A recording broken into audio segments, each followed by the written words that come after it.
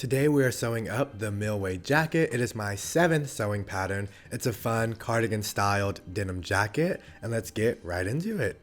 Starting off, you'll want to print and tape together your pattern pieces. I got mine printed at my local copy shop in its largest format. You should have 8 pieces, and once you have those cut out your fabric and we can get started. So starting off, we're going to press the top edge of our pocket 3/8 of an inch to the wrong side, fold another 3/8 of an inch, and then give that a press as well.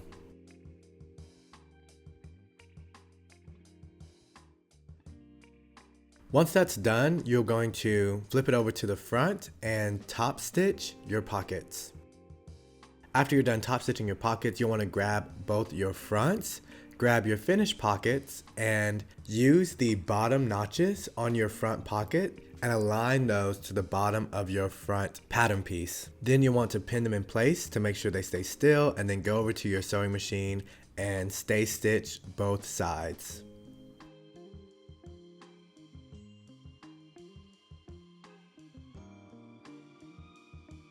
And once that's complete, you can move your fronts to the side, grab your back piece, making sure it's right side up. And now we're going to join the front to the back using the shoulder seams. So go ahead and place your fronts right sides facing as well. And your front should be a little shorter than the back because this pattern features a forward shoulder. So that is completely appropriate. Go ahead and pin your shoulder pieces in place and then take them over to your sewing machine and sew at 3/8 of an inch.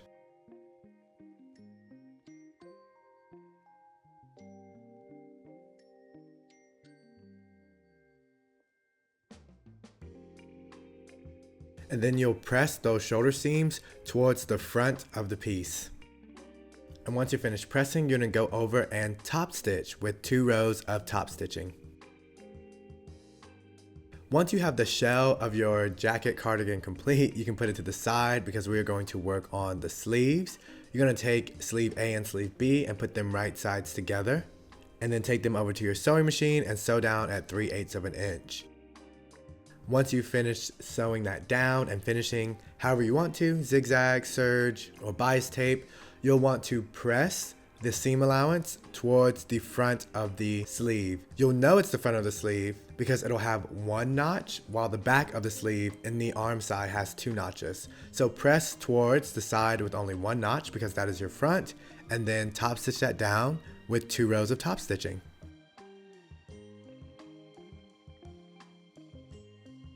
Once that's complete, you can go ahead and do the same thing to your other sleeve. Once both sleeves are completed, we're going to attach them now to the shell of our jacket. So opening up our front and back pieces, we're going to prepare our shell to be attached. And what I do to make sure that my sleeve seam and shoulder seam line up perfectly is that I place them together and then sew a small tack to make sure when I'm sewing the rest of the armhole that those seams don't budge or move out of place. But once you do that, then you're able to pin the sleeve right sides facing to the opening of the armhole.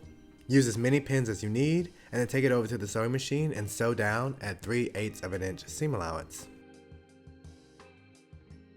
After, you'll press the seam allowance towards the neck opening of the jacket. And once you've given that a good press, you can take it over to the sewing machine and sew 2 rows of top stitching. Now we can close the side seams by putting our fronts and backs right sides facing, matching our armpit point. You can also tack this down if you want to, like you did the sleeve seam as well. But this one doesn't budge as much for me, so I don't have to. But once you get that in position, you can pin the rest of the side seams up to the shoulder seam and then sew that down at 3/8 of an inch seam allowance. And after that, press the seam allowance towards the back of the piece. And we're halfway there, folks. That is most of the jacket complete. Now we're gonna move on to the cuffs. So you'll take your cuff pieces and press them in half, wrong sides facing. So that way you have the right side facing you, obviously. But this is gonna give us a little crease for our half mark, and then you're going to choose one side and press in the seam allowance of 3/8 of an inch. You'll want to open up your cuff completely, including the seams that we pressed down, and then sew the side seams closed at 3/8 of an inch seam allowance. And this one you'll want to leave unfinished because we're going to press that seam open so that way when we fold our cuff in half, it's less bulky. And then after, you can go ahead and re-finger press that seam allowance down. Grabbing your completed front and back piece, you're going to slide your cuff pieces onto your sleeves, right sides facing, matching the side seam with the sleeves side seam. Pin them in place and then take them over to your sewing machine and sew down at 3/8 of an inch. Once that's complete, you're going to press it out and then fold the cuff towards the inside of the sleeve, press that down, pin, and stitch that down in a matching thread color. Now before we can attach our collar, we need to hem our jacket. So what you want to do is take the bottom and fold it in at 3/8 of an inch. I'm using a heat ruler here to make that a little easier for me. And then once that's done, you'll fold it in one more time at 1.5 inches. Once that's pressed, you can go through and pin it in place. And then from the top side or the right side of the jacket, you can top stitch that in place.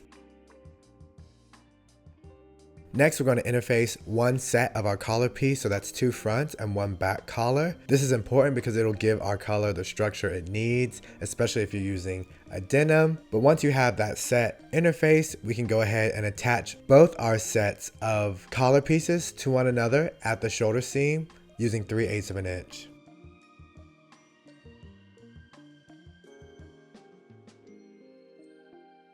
Then take the completed collar piece that isn't interfaced, sew around the edge at 3/8 of an inch, cut into that seam allowance so that way you can press in your 3/8 of an inch seam allowance. This is going to help us tremendously when it's time to hem the front collar. So now taking your almost completed jacket, we're going to match our notches of the completed interface collar to the front opening of our jacket, right sides facing. Take our time to pin that all in place, making sure our notches match and that we still have that 3/8 of an inch seam allowance at the end on both sides. We're going to sew that down at 3/8 of an inch and then press that seam allowance towards the front of the garment, and it'll be super beneficial to notch in your curves so that way you can press your seam allowance as flat as possible.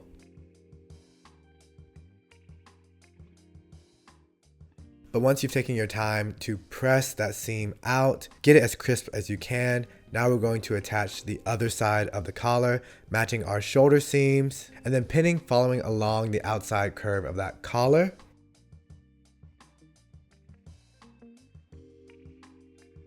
When we sew this as well, you'll want to sew it closed at the bottom first at 3/8 of an inch seam allowance and then close the collar completely. After, you'll trim your corners and then trim down your seam allowance to about 1/4 of an inch. This will allow for less bulk when you try to do your buttonholes. But once you've trimmed that all down, you can press your seam allowance towards the inside of the collar.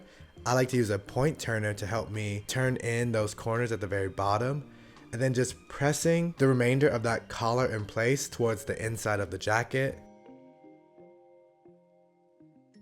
And then another trick I like to do is use a hammer to apply pressure to those corner points so they're not so thick, and then pinning it all in place, sewing it in a matching thread color from the inside, and then turning it around and top stitching it in my specific top stitching thread on the outside. So a little bit more work, but it makes for a really clean finish. Then I can take my front collar piece and use the buttonhole guide there, plus in the instructions, to space out my buttonholes. Add them, open them up, and then use the buttonholes to mark the placement for my buttons on the other side and for the pockets. And once I have those, I can go ahead and install my buttons, and then the Millway jacket is all complete. This was a size medium. I will say I got it printed out a 0, and they did print it out a little wrong, so it's a little bigger than it's supposed to. I hope you guys enjoyed this tutorial. If you do sew the Millway jacket yourself, please let me know by tagging me on Instagram and showing off your finished piece. Bye everyone.